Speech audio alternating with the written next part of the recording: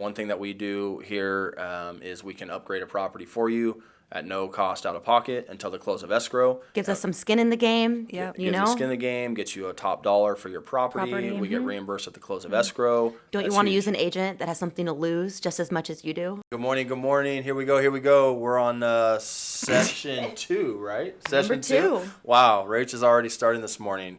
Good morning, I'm Will Scott, owner of Regency Real Estate Brokers. I am here this morning at our amazing brokerage on this rainy day in Southern California. And we're excited to bring you our second episode of Real Estate Reality. And today we're talking about the do's and don'ts of real estate. I've got my amazing, beautiful wife, Rachel Scott, and team member here with us this morning. And I also have our seasoned agent extraordinaire team member who's been with us for many, many years, Michelle Torok. Michelle, good morning. Good morning. Thanks for that intro. Yeah, you like that? I worked on it all Beautiful. night. Seasoned, Beautiful. not old. Where's my Seasoned. beautiful intro? Well, didn't you get one last week? No? Okay. They already know you. Now you're like Miss Popular now on the podcast. Although I get mistaken for Rachel at almost every open house that I go to, and you always get like text messages that are meant for me that come to Exactly. you. It's because the blonde thing, I think. Yep, it's the blonde thing. And okay. blue-eyed. It's a compliment. Yeah, it is a compliment. Didn't someone just actually text you saying, Yeah, no. Texted Text Rach, me. but it was trying to reach me, but called her Rach, so it gets confusing. Yeah. My name's Michelle. Right. There you go. There you go. So, Michelle, first time doing a podcast? First time doing a podcast. All right. How you Adding feeling? it to the list of, I feel fine. All right. Just a conversation. Yeah, just an open conversation, right? I feel like we've been doing this long enough, together over a decade now that there's a lot to be talked about and a lot of stories to share, and both good and bad, and a lot people can learn from. I love it. Yeah.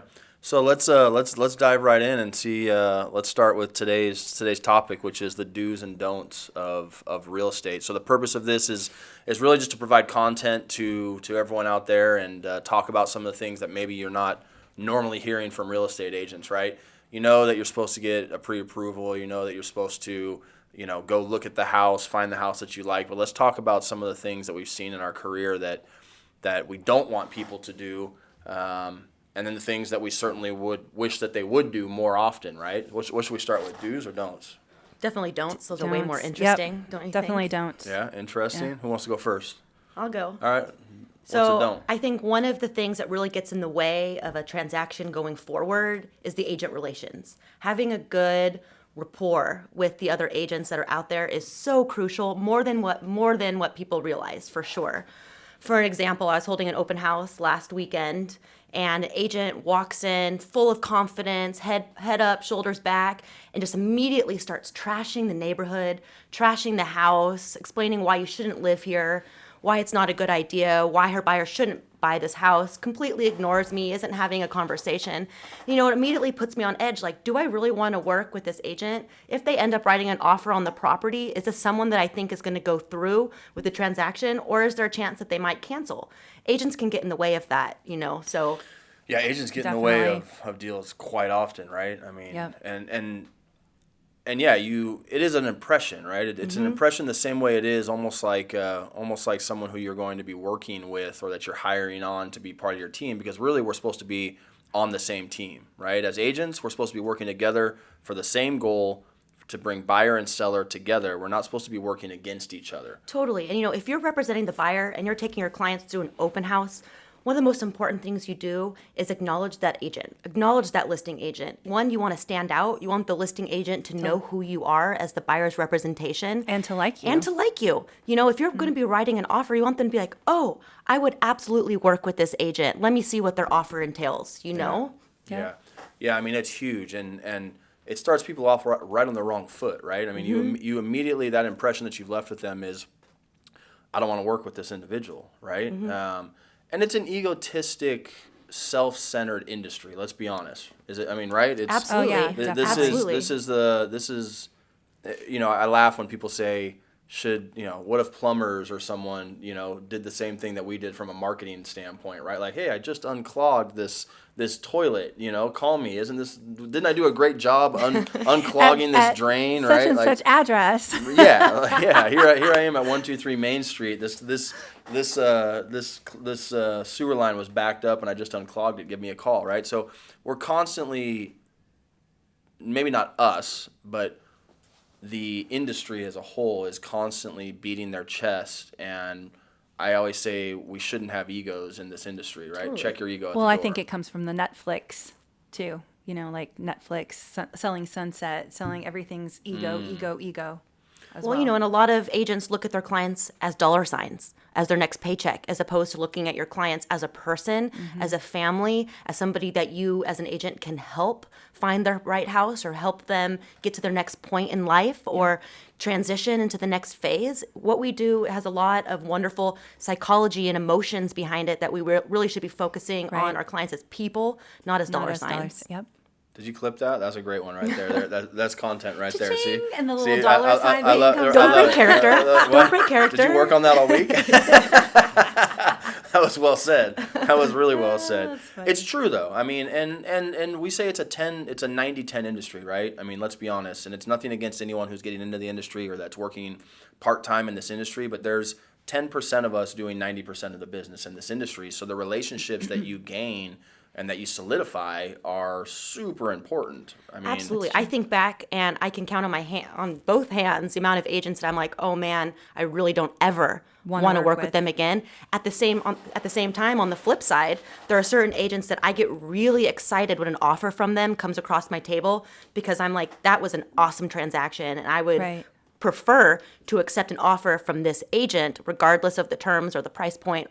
Again, it's not us making the decision, it's our clients. But it's our job to educate our clients on who they're going to be working with and who's purchasing their property. Right. So don't burn bridges. Yeah. Right? Yep. Don't burn bridges in the industry when it comes to agents that you're working with. Make sure that you are representing your client to the fullest by being respectful, professional, and putting yourself in a position to be someone that you would like to work with on the other end, right? Yeah.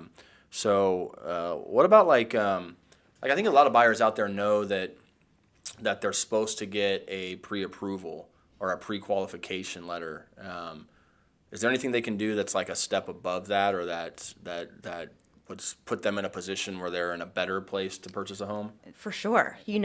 Almost more important than what agent you pick to represent you is what lender you align yourself with, right? You want a lender that's going to be able to communicate with you almost on a daily basis, that's going to be able to adequately discuss your client's file with you and know what's going on. Are there conditions that are outstanding that they need to fill? Is your lender going to pick up your phone call and talk to you about that? So just outside of the pre-qualification, there's lenders out there that A, answer their phone, B, can close the transaction within 10 days, and C, will pay a per diem to sellers if they have to close late for any or no reason. Right. So, And it's also nice to have a DU approval come across when you are getting that offer from other agents, of course, right? You want the that. difference between a pre-approval and a pre-qualification is that Exactly. direct underwriter Yep. approval. They've Yep. already gone through the steps that they know that accepting this offer, with this lender, this transaction is going to close. Close. Mm-hmm. Yeah, direct underwriter approval is huge. Working with a lender that you know and trust. I always say lenders' jobs. I'm gonna have a lot of pissed off lenders at me, can right? make or break a deal as well, well, right? What's one of the first things you do when you have an offer come across your table? You pick up your phone and you And call call that the lender. lender. Guess what? If that lender doesn't answer his phone, I'm taking that offer and putting it to the side and going directly to the next one. I have two piles: one with the lender answers their phone and talks to you, and one that they don't. And you go Wow. through all those first. Wow, dang, that's harsh. So I like lenders, it. you better answer your phone. Lenders, answer your phone. Yeah, I mean, there you go. And I guess what I started to say was lenders' job is to be optimistic, right? I mean, our job is to be realistic. It's like, what are we really looking at? What is the file really? I mean, how many lenders call you on a daily basis or a weekly basis that are like, oh, my buyer's amazing, A+ buyer, all the conditions, Right. never been better. And it's like, well, can you get me a DU? And they're like, well, or you open escrow with them based on a pre-approval letter because your seller makes that decision. They choose this individual, and then you open escrow with them, and all of a sudden there's all this stuff that they're left to do. So their job is always to be optimistic and to make, to say things are great, but let's be honest. And it's our job as agents to be able to correctly read the pre-qualification letters that are coming across Right. and to correctly read the proof of funds that the buyers are giving. Yeah. If they're only showing you investment accounts, that's going to add maybe a week, maybe longer on getting those funds pulled and to be able to close the deal. If they're giving you multiple accounts, bank statements, bank statements and investment accounts, that Right. they're going to be a little bit more qualified and they're probably going to get that DU approval quicker. Right. And especially if the funds are overseas. Exactly. Sometimes it takes a lot longer to get. So important to know where the money's coming from. Right. Yeah, this is all great. This is all good things that people don't really think about because I think there's a lot of buyers out there too that have accounts and have money sitting somewhere, right? But they don't understand what a seasoned account or seasoned assets really look like, right? Making sure that it's not being transferred. Certainly, lenders can accept gift funds and things of that nature, but making sure that you have your proof of funds in line and have a lender in your corner that you're working with that has literally already done full DU approval is going to put you in a much better position to buy a home and put you ahead of the competition. And things are picking up. I mean, things are picking up crazy out there right now. Literally last weekend, I felt like we were in 2020 again. I know that the media and things are saying things are settling down. I'm not seeing it. Today's date's February 23rd, 2023, just in case anyone's listening elsewhere. This market is not slowing down in Southern California by any means. How many people did you have through your open house last weekend? Probably 35 to 40. And, I agree with you. The market is way hotter than what the media is showing. Yeah. And I feel like negotiation on behalf of your clients has never been more important. What's different between 2023 versus 2021 and 2022 is basically you had so many offers and so little inventory, you could pick and choose what you wanted. Now we're definitely seeing multiple offers, 3 to 4 per property, but you're having to negotiate on behalf of your clients a lot more. Sellers have to negotiate. Buyers have to negotiate. Right. And it's Yeah. a lot more meeting of the minds in the middle, Yeah. which is Yep. important to have knowledge about the contract so that you're able to adequately negotiate for your clients. Right. Yeah, let's talk about that. So I think you're right. The contract comes into play too. I mean, do's and don'ts, when we're talking about do's and don'ts for buyers and sellers for that matter, it's not just buyers. I'm going to talk about sellers. I'm sure you guys will talk about buyers as well. But how many times do you sit down? We did this study years ago, right? We sat down and we said, how many sellers interviewed 5 agents, right? 3 to 5 agents. A lot of sellers interview 3 to 5 agents every time. And when they sat down and went through the best traits of the presentations from real estate agents, almost all the sellers indicated the best trait was that they gave a good presentation and they felt good about the vibes or the energy that they had. They felt trustworthy.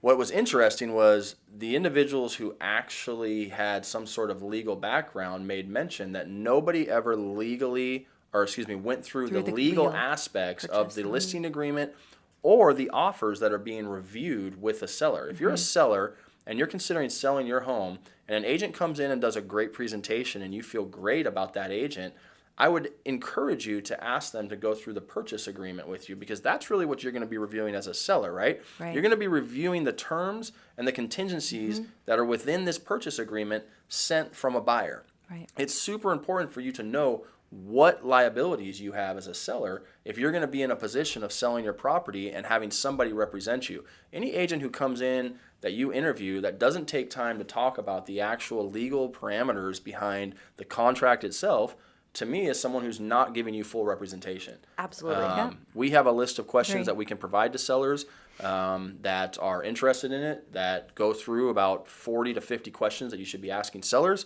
Anyone out there listening that wants a copy of that, reach out to us. We're happy to give you that. www.willscottgroup.com. I like that. That sounded like that was practice too. It wasn't. Yep. No, that was well played. Well played there, Rach. I'm shocked on how many agents don't sit down with their clients and walk them through the contracts. Yeah. Our clients deserve to be spoon-fed and deserve to know exactly what it is they're signing, the legal ramifications of that, what could and what can't happen, and how we can protect them.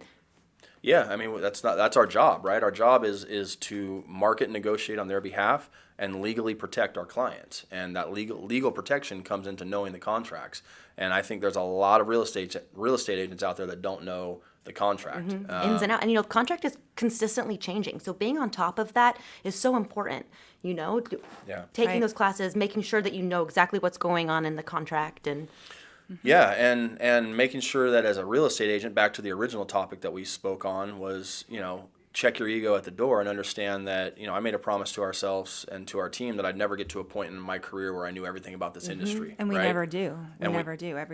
Every time we're learning something new. Every transaction is different. Every transaction is different. Anyone who out there, I don't care how long you've been in this business, that you think you know everything about the real estate industry and that you can fully understand every approach and every avenue, you're lying to yourself and you're lying to your clients. it takes about 10 years to get really good at it Yeah. and to understand the different cycles that the market will take And how to react. and how to react. Yeah, and how to react. And to to know those what cycles. could and what can't happen, won't happen, Not only that, but talk about, gauging emotions, right? I mean, our job is to be unemotional, right, through the transaction. There's a steady lot of throughout. emotions. What's that? To be steady throughout. Steady throughout. Our right? clients are Yeah. going to be like this, emotional, because, And you get sometimes attached to the we're house. psychologists, therapists, or whatever, I had yesterday. I had an individual literally, in tears. Breaking down. Actually, I had two of them yesterday in tears.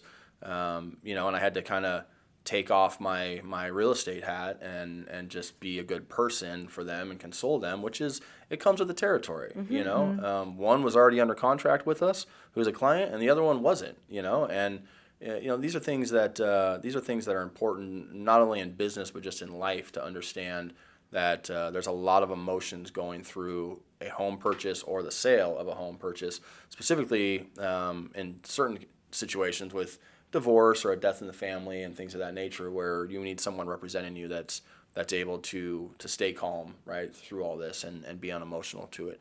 So let's talk about some other don'ts, right? What are we not doing, or what should we not do when it comes to writing I would say offers? don't rely on the footage from some pictures that are on Zillow. Absolutely. It always looks different when It always looks different. There was a time that a client looked at the pictures on Zillow and they were not the pictures. Well, Right. Zillow's not always accurate. That's I why know, you need to yeah. really put your trust in the MLS more. Yeah. And more in your than a agent. third party, in your agent. And see those homes in person. You got to get out from behind your computer screen and get into the home to see the property, because it always is going to look different. And you're not going to know it's the house for you unless you've been inside the property. Exactly. Well, and marketing tip, right? I mean, Yeah. marketing tip is that's our job as listing agents, right? Our job as a listing agent, one of our jobs as a listing agent, is to get a buyer from behind their computer desk in their house out. and get them in person in your home. And the way you do that is through marketing and good photography and Absolutely. videography. Exactly. So, Absolutely. And that's why we have Will. right, exactly. Will with Beach Cities Media, shout out. There you go. Boom. So hey, that's key though. That's crucial, because you'd be shocked at how many people have multi-million-dollar homes in Southern California on the MLS posted with pictures taken with their iPhone. It's insane. I mean, literally, we can sit down and find multiple listings right now. Or they use the pictures from 4 years back Yeah. where they've taken, and you don't even know. I mean, the home could have drastically changed. So do you think that that's the listing agent, or do you think that that's a seller who's just hard-nosed and trying to do things their own way? I think it's I an think it's uneducated seller. Seller, yep. It's our job to educate our clients, right? So if the seller is okay with marketing material like that going out, they're just an uneducated seller. The agent is not doing their job. I like it, and I totally agree with you. Or right? they could have, people in the home. It was a rental, and they can't get in there to show the home. So Right. Even with They the use rental, you can old- give 24-hour notice to be able to have Exactly, to access get to the it. property for something like that. So Yeah, I mean, I think you're doing a disservice to any seller if you are posting material online and marketing that home, or not having an educated conversation with that seller, that they're doing a disservice to themselves unless they put some work into the property, right? Yeah. One thing that we do here is we can upgrade a property for you at no cost out of pocket until the close of escrow. Gives us some skin in the game. Yep. You Gives know, you skin in the game, gets you a top dollar for your property. Property, We get reimbursed at the close of escrow. don't you That's want to huge. use an agent that has something to lose just as much as you do in the transaction? You know, Yeah, I mean, marketing is important, but last podcast, I don't know if you had a chance to watch it yet, Michelle, but we talked about how, real estate agents talk about how their marketing's like amazing, but we kind of touched on the fact that most marketing is the same, meaning like, Except for those that use their cell phone, their iPhones to take the pictures. Yeah. But other than that, most people use the same. marketing is important, Marketing. but I would say if you line up a lot of the top agents, a lot of them are using the same tactics, if you will, right? Yeah. They're having professional videographer, they're having professional photos done. There's not some magic wand out there. Some of them are filming videos and movies and having extras come in, for the larger estates. But there is no like magic wand. I think it really comes down to having an honest conversation with the seller and making sure that your seller is willing and educated, as you mentioned, to do what's needed to present their home correctly. communicating the timeline. Yeah. There shouldn't be any surprises. I hate surprises. My clients all hate surprises. There shouldn't be any of that going on. Your client should have good communication. You should be talking to them daily, if not a few times a week. They should know what's up and coming. They should know what's next. And Yep. that is good communication skills of the agent is everything. And managing expectations. And managing right? expectations from the beginning. Yeah. We're not talking about once you're in the escrow process. The managing expectations starts really right at your listing appointment, when you first meet that client.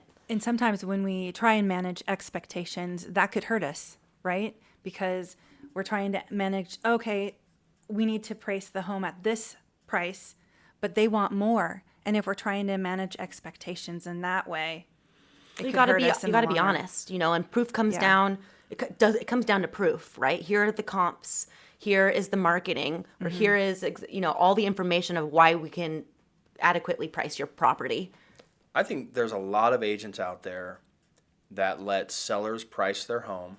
I think there's a lot of managers and brokers out there that say we should allow a seller to price their home, which I agree with to an extent. But managing that expectation means if we know the market and we know what we feel, because a buyer is who dictates the price of a home. Let's be very clear. A buyer is who dictates the price of a home, not a seller, not a listing agent, not a buyer's agent. The buyer themselves is who determines what that price of is that gonna home be. is going to be. That being said, there's a lot of brokers and managers out there that are encouraging listing agents to take the listing No matter what. no matter what, for reasons that aren't providing value to the seller. Meaning, if I think a home is worth 1.5 million and the seller wants me to price that home at 2 million, okay, and they're adamant about it, I have to set an expectation with them that we will try it at 2 million for a certain amount of time, and if we do not get a response or an offer that we like at that price point,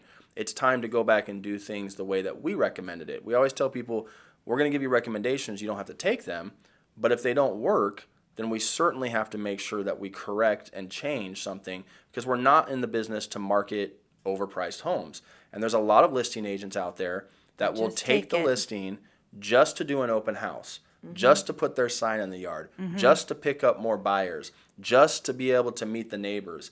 And they're really not representing the seller at all. I mean, there's literally multiple listings that I have walked away from, and I have seen them sit on the market for a house that I could have sold probably in 2 to 3 weeks, and watched them take price reduction after price reduction with another agent and finally get down to the same price that we had estimated the home would sell at. And meanwhile, the emotions, going back to it, are through the roof. The seller's frustrated, but the listing agent is perfectly content because they've picked up buyers, they've done multiple open houses, Yeah. their signs go up in the community, and now they're just beating a price reduction, and eventually they get a paycheck. That is not the type of agent you want representing you. Totally. And the client ultimately makes the decision, but it's our job to provide the facts and to help guide them to make the right decision for their family. Exactly. That's right, yeah. And just like I don't know about, surgery, when I walk into an operation room, I'm not telling the doctor what to do when I get in there. Clients have to put their trust in an individual And that's a huge factor. I think the individuals that trust us more and put their trust fully in us, I feel like are the ones that have a nice, smooth transaction, and they refer business and everything's great. Probably save them a lot of time and money that way too. Absolutely, Exactly. yeah. It's the ones that want to fight back and are on Zillow or on Selling Sunset or Selling OC, and they're watching this and they're going, "Oh, it's supposed to be done this way." Oh, And is they it? don't, supposed or to don't be take this our easy. advice. Yeah, Or right. don't take advice. Our job is to give you the information, whether it's good or what it's bad. Bad. And you can make your own decision. But the clients that don't take our advice, it's doing them a huge disservice. Well, you give bad information sometimes and bad and I give them the honest information. Sometimes it's good, sometimes it's bad. I'm sorry, but our buyer's canceling the transaction. That's a hard conversation to have with your seller, but it's one that needs to happen so we can get back on the market and get the right buyer for the property. what about if they're overpriced? If they're overpriced, hopefully you've educated them and they're prepared for that from the get-go. And so it's going to be a lot easier of a conversation to have. Yes, it's bad news, but it's an easier conversation if you've already laid the groundwork from the beginning. Right. Yeah, I like it. Understanding the contract. We kind of touched on it from a legal aspect, but let's talk about how to write a good offer. What should be in an offer package these days? There's a lot of talk right now in the National Association of Realtors. I'll bring it up. I'll talk about the elephant in the room, which is love letters. It's the number one, I think, lawsuit right now or discrimination talk is these love letters. So buyers will submit letters talking about their family, why they should be chosen to buy the property, and Try to pull those emotional strings to help heartstrings. the Right. Yeah. seller be attached to them as a person. right, and does it work? Yeah, it's worked before. Yep, Yeah, Absolutely. I It totally totally agree that it works. works. But on the flip side, you can also get into a lot of trouble. I was gonna say, is it discriminatory against other buyers? Ooh, crickets. I would like to say no. I think that's a great question for our attorney. Yeah. I like it. I like it. In Smart. the actual listing agreement, there is a box that the check. seller can check of whether they want to see the love letters or not. And if the seller doesn't check that box, that means they don't want to see the love letters. We have a legal obligation to our client not to include those with your offer package. Okay, so say that they want to see the love letters. Then you need to make sure you're telling every agent, please include a love letter. Our client, our seller, has wanted to receive those. That way But then does that still give a discriminatory, can they be discriminated against because they saw the love letters and they... Well, sure. I mean, the house that shows the best sells the quickest. The family that looks the best will get the house. Just kidding. I like it. Cut that out. Snip, Put snip. it in there. Put it in there. Why not? No, I mean No. that's the argument. I mean Yeah. that is the argument. We're not making up these arguments. That is the argument, right? Right. That's not. We're not saying that's how we practice, I but mean, that's You know, what's happening. What it comes down again is educating your client, regardless of whether there's a love letter attached to the offer or not. You, as the agent, need to walk them through the terms And educate and them. educate them on why an offer, regardless of love letter, is stronger than another offer. And that comes down to lender pre-qualification, DU approval, earnest money deposit, the buyers including the correct proof of funds, the escrow length term, the shortening of contingencies. So say that there's an agent that you don't want to work with that wrote a really good, solid offer, but you kind of don't want to work with them. I feel like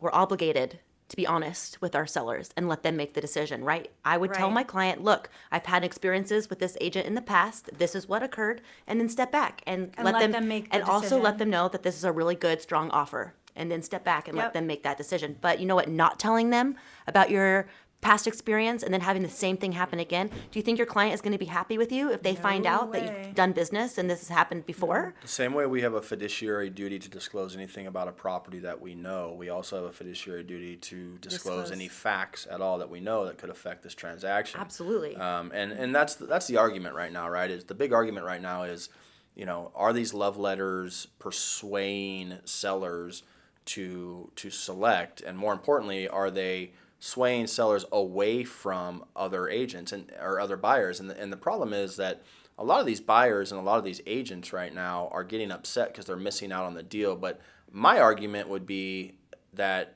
it's not so much of the love letter, it's that the buyer is being misrepresented by not presenting a strong offer and a correct offer to the seller. And if someone else happens to have a love letter, it's an easy out. It's an easy way for a buyer's agent and a buyer to point the finger and say, oh, the reason why I didn't get it was because this individual wrote a love letter, which I'm not sure how they would even know. You know, a lot of buyers right now a lot of buyer agents right now are requesting for a rejection initial to be sent. You know, you can reject an offer, and when we present offers to sellers, there's actually a place for the seller to sign off saying, I have rejected this offer. I'm shocked at how many people don't request that. That's proof that we've presented your offer, we've done our job, and we've presented it to the seller. If the seller has chosen not to select your offer, there is absolutely zero reasons that I have to give you other than your offer was not selected. Yeah. Okay, so I don't know how people are pointing the finger saying it. The reason why they chose it was because of a love letter. Yeah. Because how do they get how legally? How can they, sue a seller? Right. I mean, in my professional opinion, a love letter can only help. It's not going to hurt you. Right. You know, if you have a military background and 2 cute dogs and a wonderful family, that's going to help. You know, if you're a single guy with a great education, all that information about the buyer, it's going to help. But what really comes down to is the meat of the offer. You know.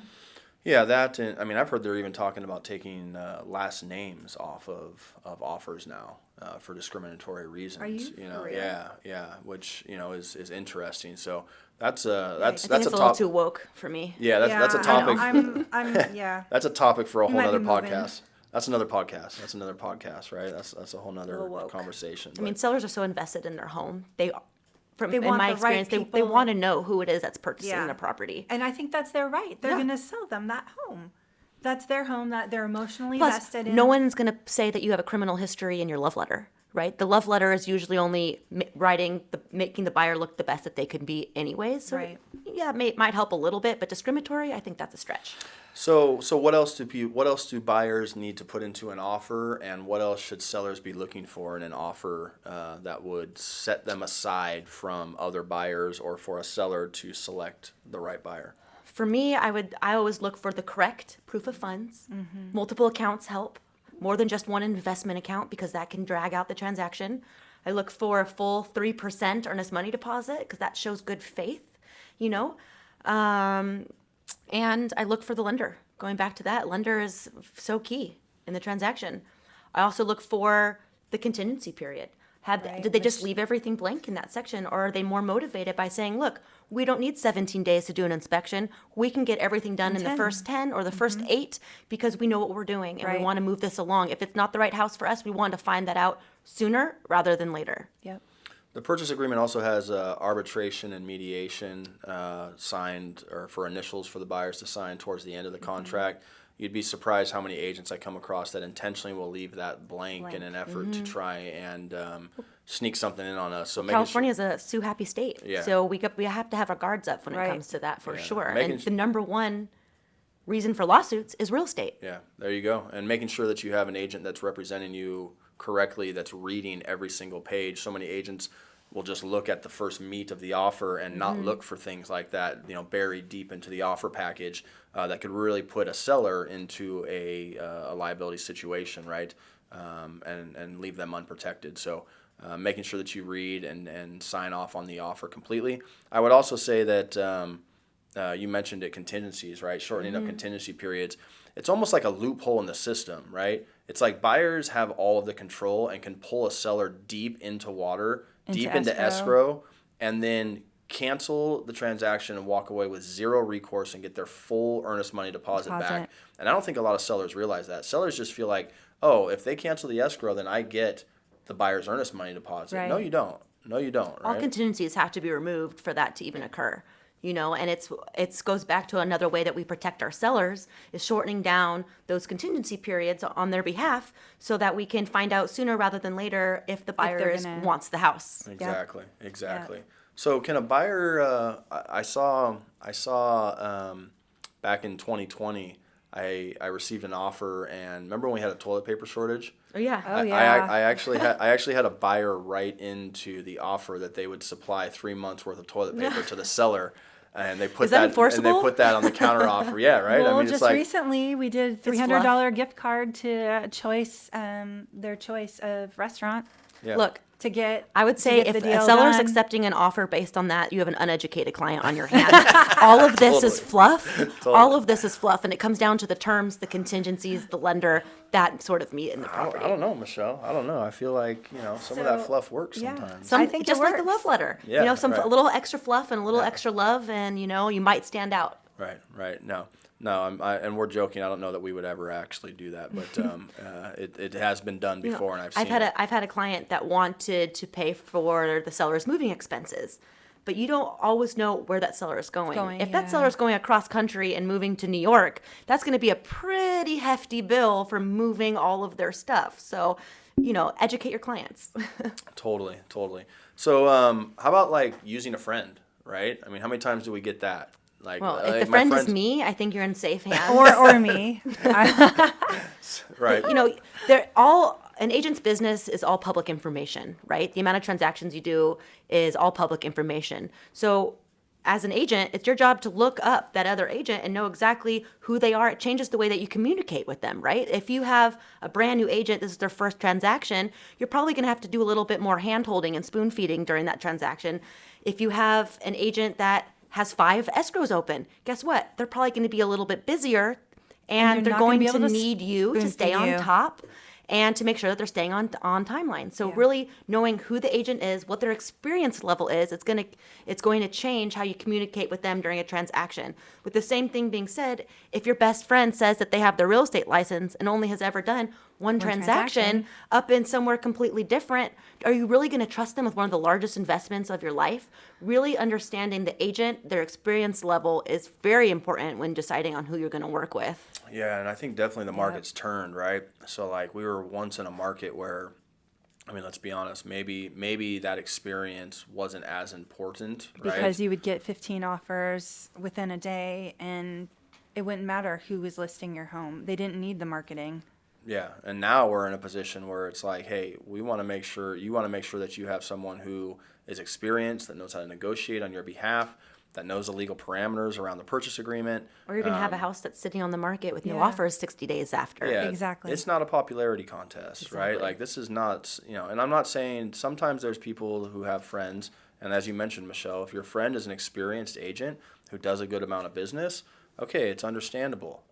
If they're not, and you just see Facebook posts or Instagram posts from them constantly, and they're posting stuff, keep in mind, a lot of the posts that you see on social media, let's talk about it. A lot of the posts that you see on social media from agents are not their business, right? These are people who are reposting or posting, pretending like they're doing a whole lot of business, and for all you know, they haven't sold a house. I would be shocked, or I am shocked, I should say, to find out when I run some of these agents' numbers that They've only sold 2 houses in a year. right, they're selling 2 houses in a year, Hardly but yet any. they've got 7,000 followers on social media, and They're they're a micro influencer.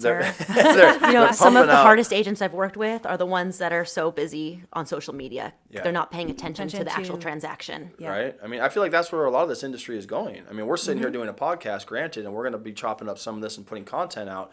The purpose of this is to be putting out value, though, to the consumer and to the client versus dancing around and making funny gigs. I feel like there's a lot of real estate agents right now that are putting a lot of time and effort into their creativity mindset instead of thinking about how to market properties, right? Absolutely. The 3 most important things that you should look for in your agent is number 1, experience. It takes about 10 years to really get good at this and to understand the cycles of the market. The second is communication. You need an agent that's going to communicate with you, that's going to explain the timeline and really understand the contract. And the third is knowledge of the contracts. You're able to negotiate on their behalf. Negotiation is not a lost art. It's more important than ever before, and clients need to be educated on that. Absolutely. So you want to talk about, you said you had an experience, Michelle, about falsifying proof of funds. Yes, this was a really interesting one. We had an accepted offer. The buyer had given great proof of funds showing, over $1 million within a savings account. Turns out that the client had the same first name and same last name as their father with a different middle initial. Now, I, as the agent, made the mistake of not noticing this right off the bat. I was a newer agent, but of course, the listing agent noticed, calls me up and said, hey, what's the deal with this? I had to go back, talked to my client and found out, well, I didn't really want to show my account, so I thought, or dig it up. I just wanted to show my dad's account just for the sake of getting the offer accepted. Come to find out, they're not going to be approved and to purchase this property. They actually don't have the correct funds needed to purchase the home. They couldn't afford this property, and we ended up having to back out and to cancel the transaction. So making sure that you as the agent are able to read the proof of funds, understand what they are, and has the right name on the accounts is important. So I love the fact that you said you made a mistake. Like, Yeah. I didn't think real estate agents make mistakes. Like they're good agent. They're perfect people, and there's no mistakes that are ever made. I made a lot of mistakes in the beginning, for sure. Yeah. I think we all do. All new agents make a lot of mistakes in the beginning, but it's those mistakes that give you the experience needed to do this job correctly. Yeah. Battle scars, right? Yeah, and they heal. Yeah. Deep. What else should we talk about? I think we're about to. I've got everything off my list. We're ready to wrap up here. Anything else that you guys wanted to add today? I think it's important to note that a strong offer doesn't necessarily mean price. It's everything that we've discussed already, the meat and the terms of the offer. A lot of agents will just look directly at price, or a lot of sellers get so fixed in, well, this is a full priced offer. And a lot of agents need to look at how much they're putting down as well. Exactly. Like if they have a good amount of money that they're putting down, that helps the offer as well. It's going to be more likely that the loan is going to be approved and closed than somebody that's putting down a little bit less. I would agree to a certain extent. To an extent. Yeah. I think I'm seeing a lot of buyers right now that are coming in all cash, and I'm a little nervous about all cash buyers. I've I'm had all super cash nervous that about fallen all out. cash. All cash buyers right now are jumping ship left and right. They're throwing their money around, thinking that they're just going to lock up any escrow they want, and meanwhile, they're not really sold on the property, Totally. and And they're they going go and out look. and they're That- looking, that for goes other back properties. to that a strong offer from a buyer doesn't necessarily mean price. Yeah, exactly. Yeah. I mean that and more importantly, it's you have to take into consideration, as you mentioned, who you're opening escrow with. If you have a investor that's looking to rent the property out, paying all cash, and you have a small family with an FHA loan that's emotionally tied to the house and the community, that is willing to pay above asking price and has good terms and has a good lender in their corner and has visited the home 3 or 4 times, right? Again, it's the seller's decision. Let me be very, very clear. That is the seller's decision to make. But I would lean at times on the side of that emotional family is going to be more likely to close that transaction than a cash investor who's Agreed. throwing money around Yeah. all over town. Agreed. That's true. People see cash and they go, "Oh, the cash is better, right?" Is Not it? always. I And don't there's know. ways to make your offer just as strong as an all cash offer, if not even more so. Hey, thank you, everyone. Make sure that you like, comment, share, do whatever you need to do. Click, point, face, Click below. click, share, like, all that good stuff. Whatever you do on these videos, weren't here. check it out. Make sure that you reach out to us if you have any questions whatsoever. We're here to help. Make sure you get yourself someone. 949. Are you doing a? 697. Are you doing We a jingle? I feel like we didn't even touch on some of the horrifying stories that we have, so we'll have to save some of those for next time. Yeah, The good absolutely. stuff, Oh, yeah. Absolutely. The poop Yeah. story? among others. Yeah, there's lots more to come, so we appreciate anyone out there who's listening to us. If you have any questions, feel free to reach out to us.